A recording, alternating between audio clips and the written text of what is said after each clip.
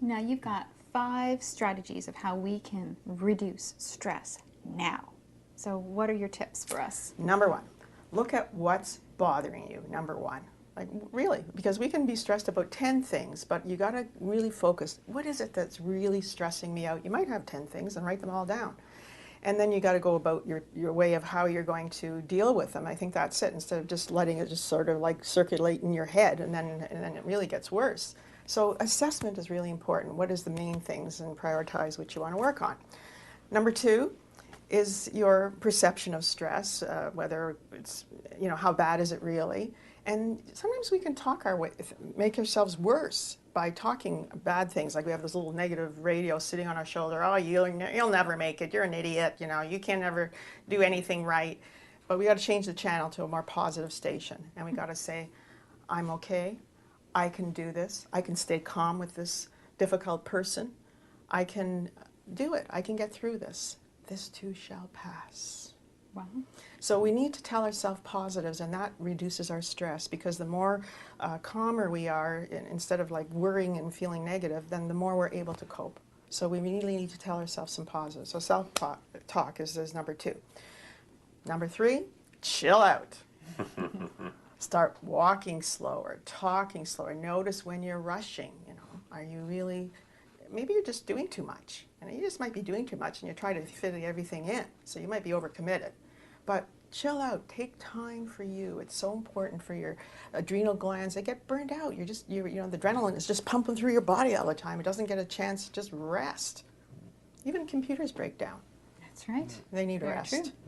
So Very true. we need to chill out. Number 4 is the health trio, which is health buffers for stress, which Dr. JJ was talking about. Exercise, eating properly, nutrition, exercise, and sleep. If you're eating well and you're exercising and you're not sleeping, you're sleeping 2-3 hours a night, you'll be stressed. You got to have all 3 working for you. You got to get and if you eat better and you exercise, you'll sleep better.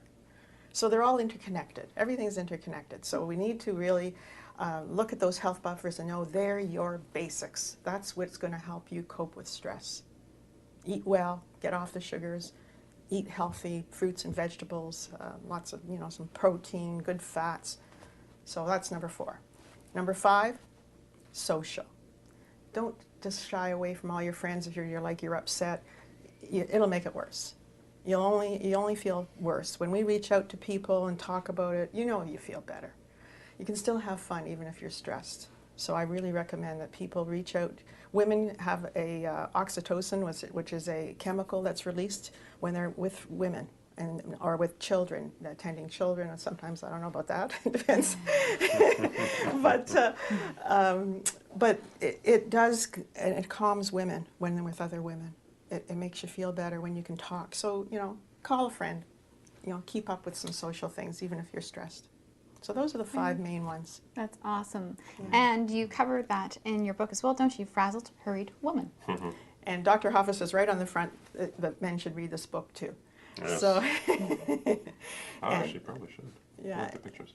And so it's a way of a wellness approach to stress, and looking at many different ways natural ways that we can reduce stress in our lives and feel calm and centered and whole again.